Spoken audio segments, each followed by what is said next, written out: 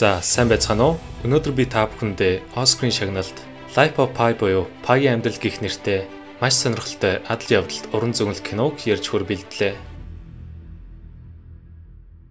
Ингээд киноны голдор болох Pi Patel нэгэн зохиолчд яриа өгч байгаагаар үйл явдлыг эхлэнэ.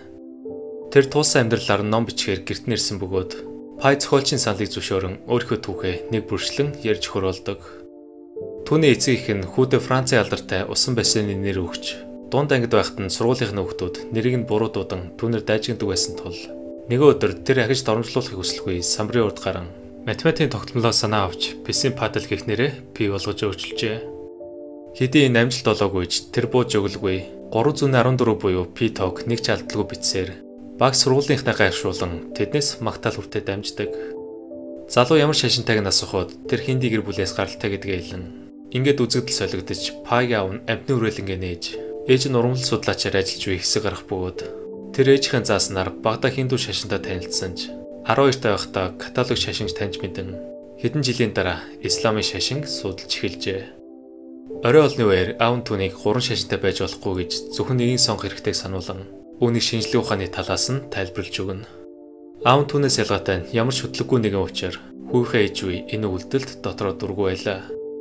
Нэгэн өдөр тэр Ричард Паркер их бараахан олохоор ахтай хамт нууцаар торын онгойлгон бартай нүрт тулах үед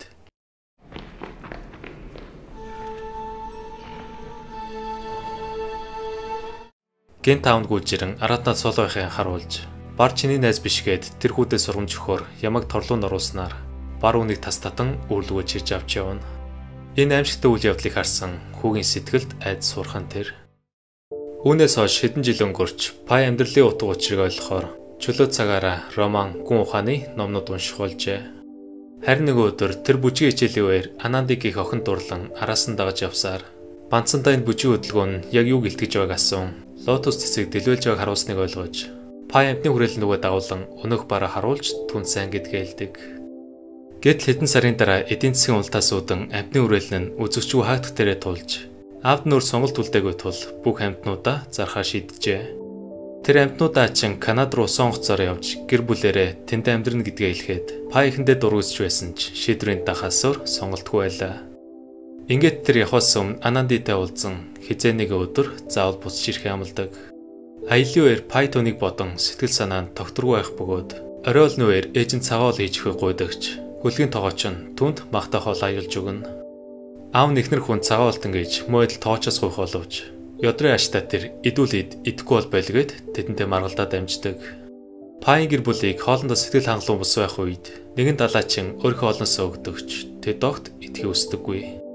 Үүний дараа тэр аавтай хамт амьтнуудаа холлох ба шүн дунд тэд далайн харах шуургатай таарч Pi чимээд зэрэн гадаа юу болоод байгааг харахаар бос хөлгийн тавцан дээр гарахад давлгаа ширүүсч хөл хүчтэй давилзаж эхэлдэг.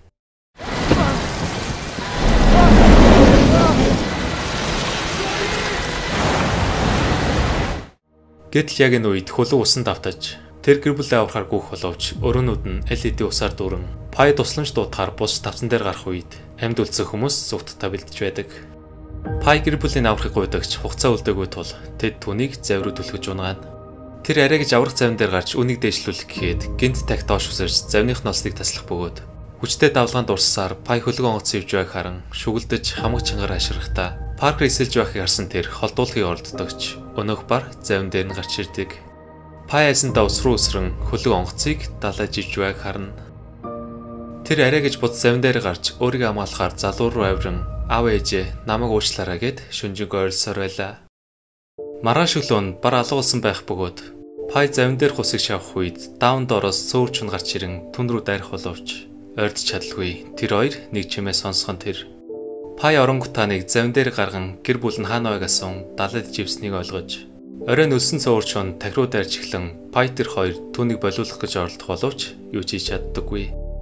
Ус салгиц зэрэгтээ оронгутааны дотор мухарсныг харан Pi юм олж өгөхөөр хайрцаг оолох үедээ яралтай үед хэрэглэх зүйлс олж тэр аврах хантаас сэлрүүдийг ашиглан өөртөө сал хийж оронгутаан цөөр чуныг цогч унгадагч гарандаа хазуулж амьсгал хураадаг. Үүнийг харсан Pi хутг гарган түүнтэй тулдах гэхэд гинт бар гарч ирэн цөөр чуныг барьж орхино. Тэр айсандаа завнаас үсрэн салнаасаа зүүдж явсаар оройн Pi барыг унтах оронд хүнснээс эдэн харахгүй жоо харах үед Паркер сэрж түн рүү дайрах бөгөөд Пай харахыг шидэж сатаар хооронд нь завнаас бууж амждаг. Шүүн дунд тэр захан нүл харагдах далайд ганцаараа үлдсэн. Удалгүй нар мандахад далай ус яг л тол шиг харагдан завь тэр хоёрыг үлэн дээр байгаа юм шиг маш гайхалтай мэдрэмж төрүүлж байлаа. Пай бицэн захиал Азантын далай руу шидэж Бурханаас өөртөө туслахыг гуйна.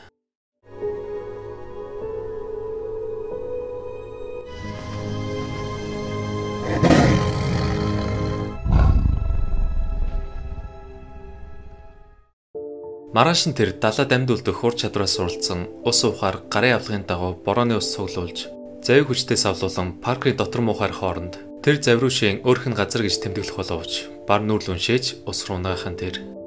Гэсэн ч Пай завин дээр гарахаар борооны уснаас өвгөн тэр Паркерийг өсөндөө түн рүү дайрах мэдж байсан тул өөрийгөө хамгаалахаар загас барьж өхөр болж оройн барыг ус руу орох үед Пай амжиж завин дээр гарч салаа дээж татж гаргадаг. Тэр барыг алах гэж оролддогч үүнийг хийхийг хүсэхгүй байлаа. Пай Паркерийг завь руу гарган өөрөө сал дээрээ байхаа шийдэж нэг өдөр тэр том загас барьдагч амтныг алсандаа уйлж эхлэн Бурханаас идэх хоол явуулсан талархах бөгөөд тэр өөрөө идэх хүсэлгүй баранд загсаа шидэж өгнө. Оройн гэрэлт загаснууд маш гоёмсог харагдан түүнийг гайхшруулахын үед аврах том халим давлгаа үсгэж Пайг ус руу унгааж орхидог. Аз олж халим түүнийг зүгээр өнгөрөөхөн тэр. Идэх хоол уух усгүй болсон тэр өдөр хоногийг арай гэж аргацсан завин дээрээ гарч жадаа авах гэхэд нисдэг загаснууд гинт дайрж өнгөрөх бөгөөд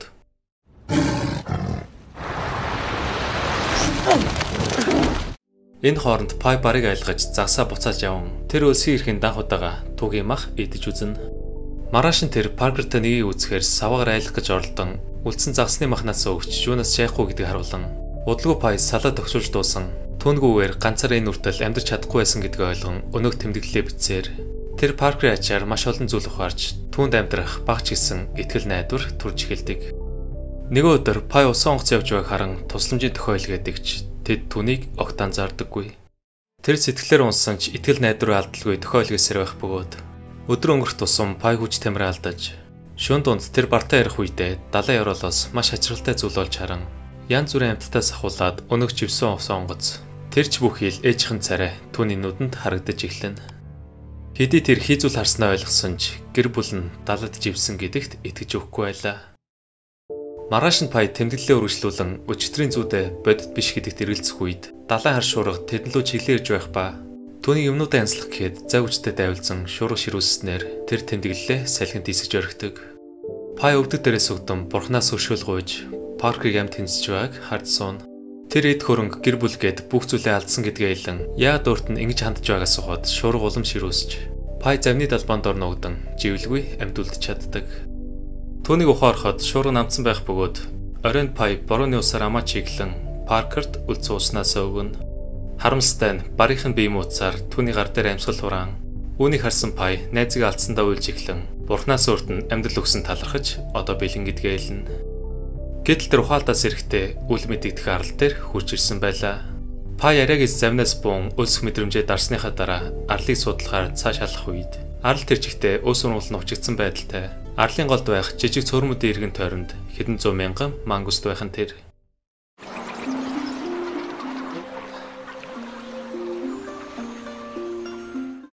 Түүний жаргалтаагаар цөөрмөн усан сэлхвээр Паркер мангустаар хооллож тун удалгүй тэр Амандыг өгсөн бугавчийг модны үндсэн дуян унд чамрахаар модон дээр ороо засна. Гэтэл мангустууд мод руу авиран Паркер буцаж завруугаа гүйдэг. Шөнө донд Пай сэрх үедээ гэрэлсэн цөөрөмд загаснууд өгсөн байхыг харж тэр хүн шиг хэлбэртэй арал дээр ирсэн байжээ.